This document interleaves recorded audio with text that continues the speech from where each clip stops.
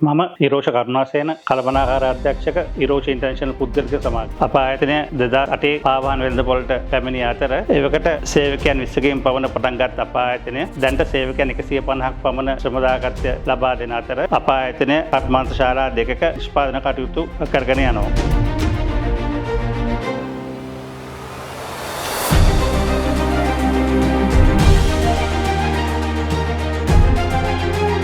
දෙදස් අට වසර අප ආයතනය ආරම්භ කිරීමේදී සේවකයන් 20කින් පමණ පටන් ගත් අතර දිනකට පාවාහන් 200ක් පමණ නිෂ්පාදන කටයුතු කරගෙන ගියත් අද වෙන විට සේවකයන් 150 දෙනෙකුගේ පමණ ශ්‍රම දායකත්වයක් අපට ලැබෙන අතර දිනකට පාවාහන් 600ක් පමණ නිෂ්පාදන කටයුතු කරගෙන යාමේ හැකියාව අපට ලැබී ඇත.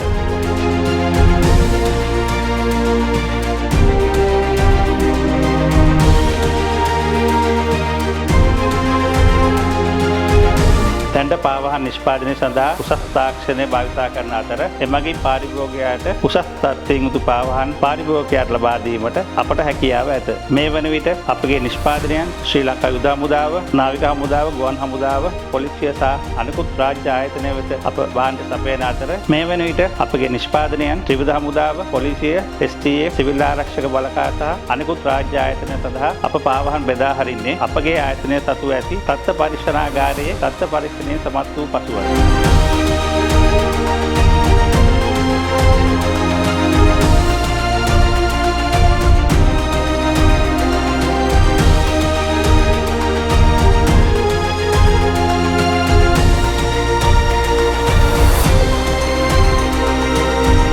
අපගේ ආයතනයේ ඉදිරි බලාපොරොත්තු වන්නේ නවීන තාක්ෂණය මුසු කර ඉතාමත් උසස් ප්‍රමිතියෙන් යුතු පාවාහන් යුගලක් පාරිභෝගිකයාට ලබා දීමයි. ඉදිරියේදී ජාත්‍යන්තර වෙළඳපොළ සඳහාද අවතීර්ණ වීමට අප දැනටමත් කටයුතු සූදානම් කරමින් පවතිනවා.